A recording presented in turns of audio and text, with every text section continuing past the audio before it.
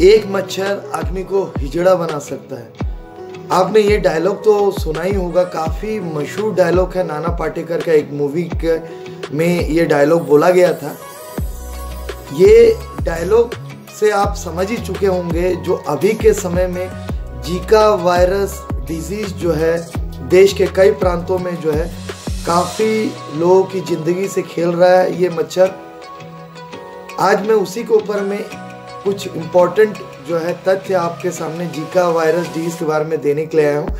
इससे पहले कि ये वीडियो स्टार्ट करूँ, अगर आपने मेरा चैनल अभी तक सब्सक्राइब नहीं किया है तो कृपया इसे सब्सक्राइब करें। मेरा वीडियो अगर देखने के बाद आपको अच्छा लगता है तो ज़रूर इसे लाइक और शेयर करें, और मेरे वीडियो को देखने के बाद आपके मन में कोई भी स्वास्थ्य संबंधित सवाल या सुझाव हो उसे कमेंट बॉक्स में ज़रूर भेज सकते हैं। जीका वायरस डिजीज़, ये डिजीज़ जो है इसका जो कैरियर है, इसका सोर्स है वो इन्फेक्टेड मॉस्किटो है। संक्रमित मच्छरों से ये बीमारी इंसान को पहुंचता है, फिर वो संक्रमित इंसान के माध्यम से फिर आगे को दूसरे इंसान तक ये पहुंचता है। आमतौर पे अधिकांश लोगों को 5 में से 4 लोगों को इसके कोई भी स्पष्ट लक्षण नहीं आते हैं। 5 में से 1 मनुष्य को ही ये इसके लक्षण आते हैं। करीब करीब 2 से 14 दिन तक जो है इसके लक्षण कई बार आने में लग जाते हैं। आगे को मैं इसके लक्षणों के बारे में जरूर जानकारी दूंगा।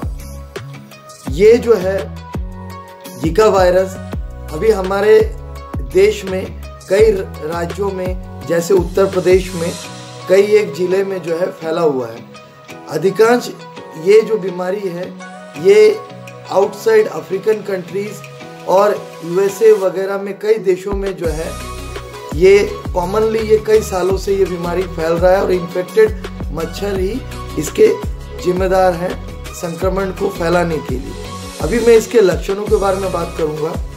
इसके जो लक्षण हैं वो हल्के बुखार, शरीर में पेन होना, खासकर हाथ और पैरों में दर्द होना।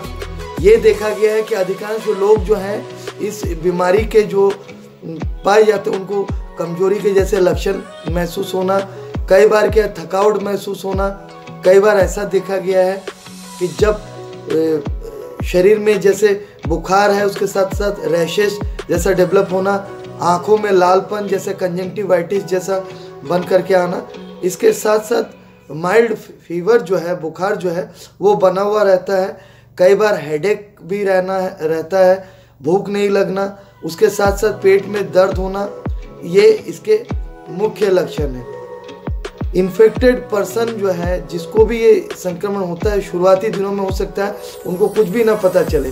मैंने इससे पहले बताया कि 2 से 14 दिन तक बहुत सारे लोगों को कोई लक्षण का पता ही नहीं लगता है, और ये चीज़ जो है कई बार हल्के बुखार के रूप में लोगों का चल रहा है तो लोग अपनी मेडिकल शॉप से कुछ ना कुछ दवाइयाँ ले करके अपने को चलाते रहते हैं। इसका जो मेन रिस्क फैक्टर है, जहाँ पर या देश के जिस हिस्से में फैला हुआ है वहाँ पर ट्रैवलिंग ना किया जाए ज़्यादा बेटर है, क्योंकि ये इसका मुख्य फैक्टर है। और समझना पड़ेगा कि मॉस्किटो से अपने आप को थोड़ा प्रिवेंट करना चाहिए।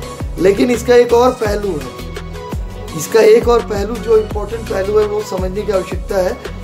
गर्भवती को अगर संक्रमण हो जाए जीका वायरस का तो उसके गर्भ में पलने वाले बच्चा भी इन्फेक्टेड हो सकता है, या जन्म लेने वाला बच्चा भी बर्थ डिफेक्ट के साथ में सामने आ सकता है प्रसव के बाद। तो ये समझना पड़ेगा।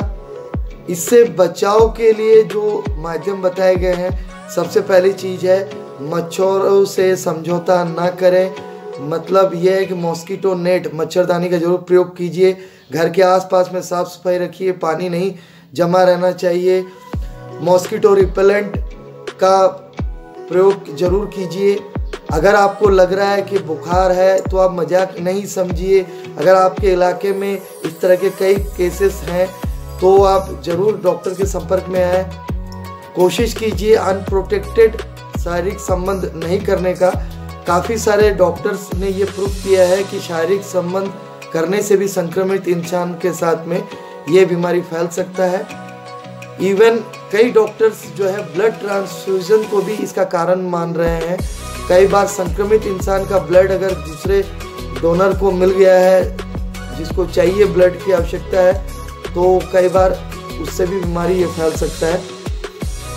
तो मैं आपको इस वीडियो के माध्यम से इतना ही कहूँगा कि जिस प्रकार से मैंने शुरुआत किया था कि एक मच्छर इंसान को हिजड़ा बना सकता है, इस बात को आप वास्तव में जरूर मान लीजिए, क्योंकि ये जीका वायरस जो है ये पैरालिसिस जैसे सिम्टम्स पैदा कर सकता है।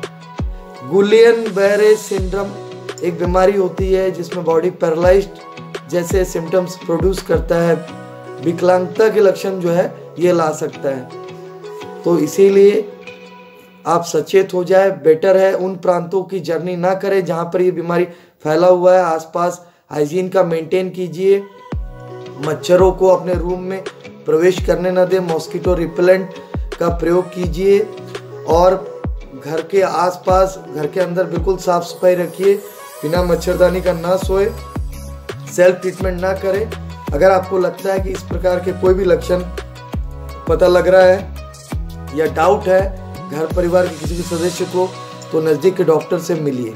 मैं उम्मीद करूंगा मेरी दी गई जानकारी आपको काफ़ी हद तक हेल्पफुल रहेगा।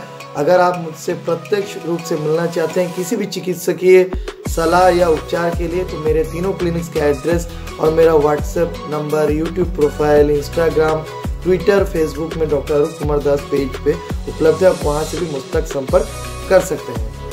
धन्यवाद, नमस्कार, जय हिंद।